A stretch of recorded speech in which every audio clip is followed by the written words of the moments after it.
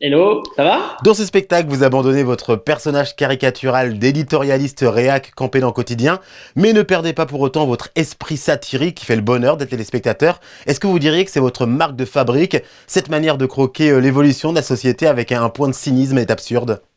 Eh ben, vous avez tout dit. Bonne journée. Salut, c'était super. Allez, bonne route.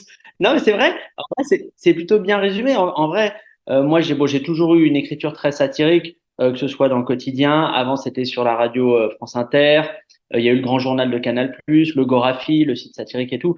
Et moi, depuis 10 ans, c'est vrai que je développe vraiment une écriture satirique, c'est-à-dire qui essaye de se moquer un peu des travers de la société. Et c'est vrai qu'il y a toujours un petit peu un œil un peu cynique, un peu moqueur sur les fausses valeurs, ce genre de choses et tout. Et non, en vrai, c'est plutôt bien résumé. Ça a bien taffé. On sent qu'on a bien préparé le dos. Parfait si je fais bien mon travail. Il s'agit de votre deuxième seule en scène après Pablo Mira dit des choses contre de l'argent, créé en 2017. C'est quoi les différences majeures entre ces deux spectacles? Quelle est l'évolution? Il y a la principale évolution, c'est vraiment ce que vous avez dit en amont, c'est le personnage. C'est-à-dire que mon premier spectacle, Pablo Miradi, des choses contre l'argent, c'était ce personnage qui était une caricature d'éditorialiste de droite, voire de droite extrême, et qui était sur scène et qui parlait des sujets de société on va dire, qui l'importaient. Et donc, je l'ai complètement laissé de côté. Je l'ai laissé de côté à la télé et sur scène. Et là, donc, c'est vraiment moi. Et puis, la grande différence notable, c'est que sur ce spectacle-là, Passé simple, qui est donc mon deuxième, donc, il y a un fil conducteur qui est la décennie des années 90, qui est ma décennie de cœur.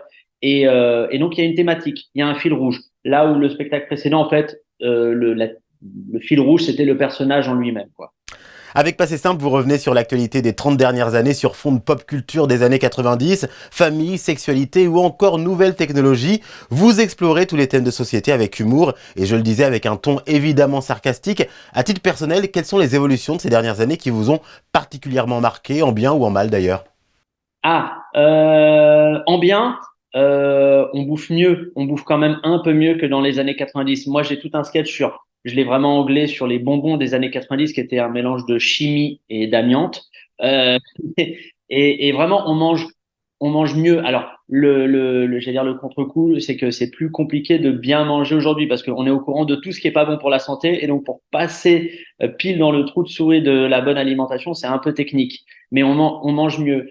Euh, ce qui est une autre évolution que j'ai notée, c'est aussi les questions de sexualité, de genre. C'est devenu plus complexe aujourd'hui, mais pour le coup, c'est plus compliqué, mais c'est mieux. C'est-à-dire qu'on a plus conscience de diversité, d'autres façons d'aimer, de se ressentir soi-même. Et je trouve ça pas déconnant, c'est plutôt un bon progrès.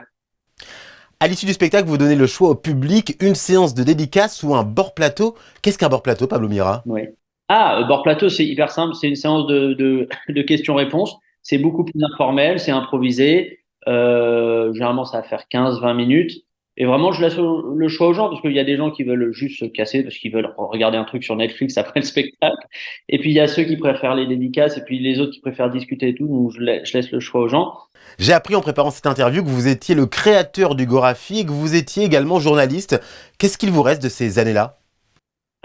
Des années de journalisme. Euh, en vrai, je trouve que le grand point positif de la profession de journaliste, c'est que c'est très stimulant intellectuellement quand même. Je sais pas vous comment vous le ressentez, mais moi, le plaisir que j'ai eu à le faire avant, c'est qu'on peut s'intéresser à plein de sujets, on rencontre des gens assez différents, on apprend des choses, et je pense qu'il y a peu de professions qui nous permettent de nous enrichir comme ça en termes d'informations, de connaissances du monde qui nous entoure. Après, je suis désolé de vous le dire, mais c'est moins fun qu'humoriste en termes de profession journaliste. Votre spectacle, il pose cette question en filigrane. Est-ce que c'était mieux avant? Avez-vous la réponse?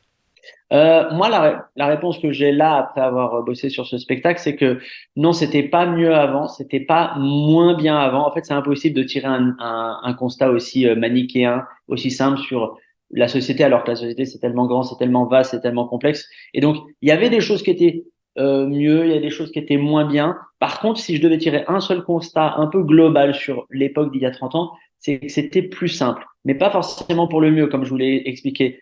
Bouffer, c'était plus simple. Dans les années 90, on se posait pas la question de qu'est-ce qu'était la malbouffe et tout ça. Mais c'était pas forcément pour le mieux. Mais donc voilà, je trouve la société est devenue plus complexe, mais et pour le mieux et pour le pire aussi, quoi. Merci à vous, Pablo Mira, d'avoir répondu à nos questions. On viendra vous applaudir sur la scène du Grimaldi Forum le 1er juin et un peu partout en France. Merci à vous. Bonne journée.